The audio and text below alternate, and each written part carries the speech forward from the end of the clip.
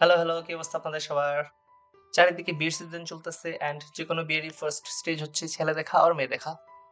So এখানে basically আব্বু-আম্মুরা তাদের ছেলে-মেয়েকে hype করতে থাকে। ভাবি ছোটবেলা থেকেই আমাদের মেয়েকে স্ট্রং এন্ড ইন্ডিপেন্ডেন্টলি করে বড় করেছি। 1 2 3 4 2-4টা ছেলেকে এমনি নাস্তা হিসেবে খেয়ে ফেলে। অ্যান্ড দেন ২ পক্ষেরই যদি একজন আরেকজনকে ভালো লাগে তাইলে দিনমোহর নিয়ে দর কষাকষি হয়। সেটা প্রচুর ইন্টেনসিভলি ব্যাক অ্যান্ড ফোর্থ চলতে থাকে অ্যান্ড ফাইনালি একটা পয়েন্টে সবাই এগ্রি করে। বাট এখনো একটা ফাইনাল কাজ বাকি। ভাবি আমাদের কোনো দাবিই নাই। আপনাদের মেয়ে আপনারা ভালোবেসে এসি, টিভি, খাট, আলমারি, গাড়ি যা দিবেন দিবেন। আমরা কোনো মানা করব না। আপনারা কিন্তু এটা সিরিয়াসলি নিবেন না, হ্যাঁ? সো গেস্ট লিস্ট রেডি করতে করতে বিয়ের অফিসিয়াল আয়োজন শুরু হয়ে যায়। আপনার বিয়ের গেস্ট লিস্ট বানাইতে বসলে বুঝে যাবেন কে আপনার কত ক্লোজ, কাকে একটা ফাংশনে ডাকবেন, কাউকে সবগুলোতে ইনভাইট করবেন, কে সিঙ্গেল আসবে আর কাকে ফুল ফ্যামিলি সহ আমন্ত্রণ করবেন। ফুল লিস্ট ডিসেন্ডিং অর্ডারে এক্সেল শিটে চলে আসে। সো লিস্ট রেডি হওয়ার পরপরই দাওয়াত দেওয়া স্টার্ট করতে হয় অ্যান্ড ফ্যামিলি মেম্বারদের দিয়ে শুরু করি। হ্যালো চাচা। হ্যাঁ বাবা, তুমি তো আমাদের ভুইলাই গেছো। খোঁজ খবরও রাখো না, কল টলও দাও না। ওকে ঠিক আছে, ভুলে গেছি না। বাই। এইসব মানুষের অদ্ভুত অদ্ভুত এক্সপেকটেশন থাকে। তুমি তো মুখে মুখে দাওয়াত দিতেছো, এভাবে দাওয়াত দিলে কি যাওয়া যায়? আমরা তোমার ক্লোজ লোক না? লিস্ট বাসায় কার্ড নিয়ে আইসা হাঁটুগেরের সামনে বইসা খুশি না করলে কিভাবে যাই? সো চলেন এখন আমরা অ্যাকচুয়াল বিয়ের দিনে চলে যাই অ্যান্ড ফার্স্ট এই বিয়ের গেট ধরা দি পিক ফিকশন দিয়ে স্টার্ট করি।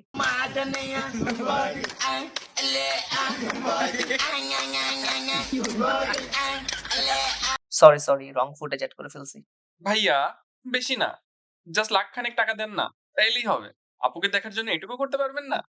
আচ্ছা, আপনারা যে টাকা পয়সা দাবি করেন, good, very good, but at least নেগোসিয়েশনটা ভালো মতো করেন। লাখ খানেক টাকা আছে, 2-5 হাজার টাকা কেট ছেড়ে দেন। সেলফ রেসপেক্ট বইলেও তো একটা জিনিস আছে। আমার সাথে এরকম হইলে আমি তো ভাই ব্যাগ গুছায় চলে যেতাম। বাট টাকা পয়সার লেনদেন এখনো শেষ হয় নাই, কারণ জামাইয়ের জুতা চুরি করা এখনো বাকি। দেখেন, জুতা চুরি করবেন এটা নিয়ে কোনো সমস্যা নাই, বাট এখানেও একটু ভদ্রতা রাখেন। তারা আস্তে করে আসবেন, জুতা চুরি করে নিয়ে চলে যাবে। বাট না, ওনারা সবাই একসাথে আক্রমণ!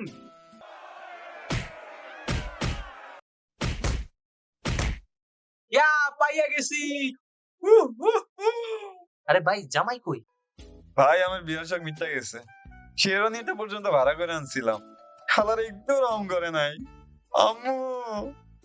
বর্তমানে বিয়েতে ক্যামেরাম্যান গুলো না ভিডিওগ্রাফি বাদ দিয়ে নিজেদের ফ্যান্টাসি ফুলফিল করতে বিজি। জি জি ভাইয়া, আর কিছুক্ষণ কিস করতে থাকেন, এই তো হচ্ছে।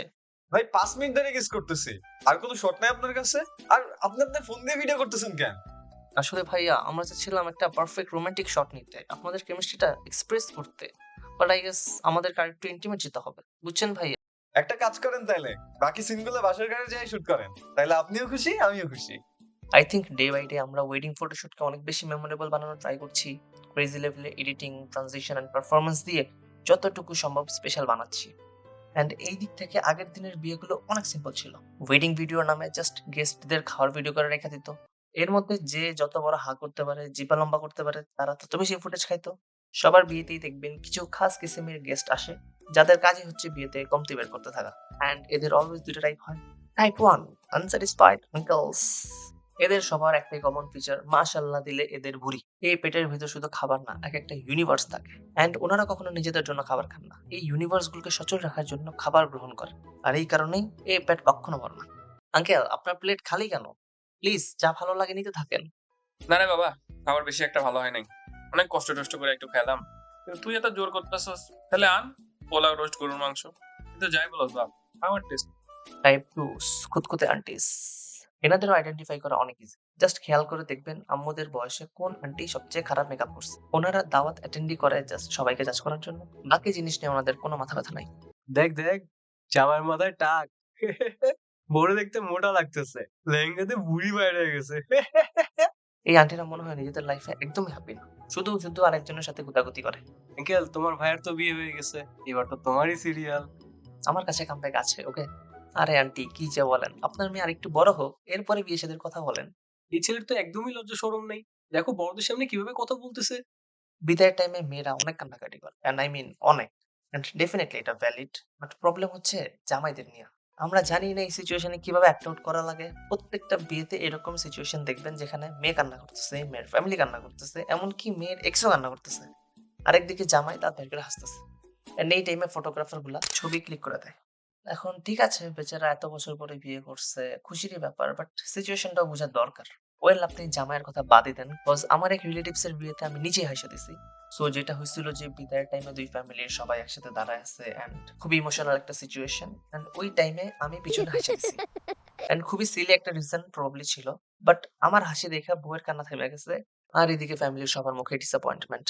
আমাদের দেশের কনজারভেটিভ ফ্যামিলিগুলো তো দেখছেন, ওনারা বিয়ের পরে কত বেশি এক্সাইটেড থাকে। হ্যাঁ, আম্মুদের চোখে মুখে অন্যরকম একটা হাসি থাকে। ওই এখন ভাইয়া ভাবির রুমে যাস না, ওদেরকে একলা থাকতে দে, একটু রেস্ট করুক। জি ভাইয়া বিজি, আসেন দেখি ভাইয়া কি করে। সো গাইজ, আজকে আমরা বউ আনবক্সিং করতে যাচ্ছি। আপনাদেরটা জানি না, but I am really excited. এমনিতেও ভালো কন্টেন্ট দিলে তো আপনারা দেখেন না, সো প্লিজ এই ভিডিওটা লাইক কমেন্ট শেয়ার করে পাশে থাকুন। সো গাইজ, আনবক্সিং করা শেষ and I like the product. দেখতে খুবই আই প্লিজিং এন্ড বিল্ড কোয়ালিটিটা খুবই জোস। কি ভাবছেন, আপনাদেরকে প্রোডাক্টটা দেখাবো? গরিবস। বাসর ঘরে আই থিঙ্ক ফুলের জায়গায় ফল দিয়ে খাট সাজানো দরকার।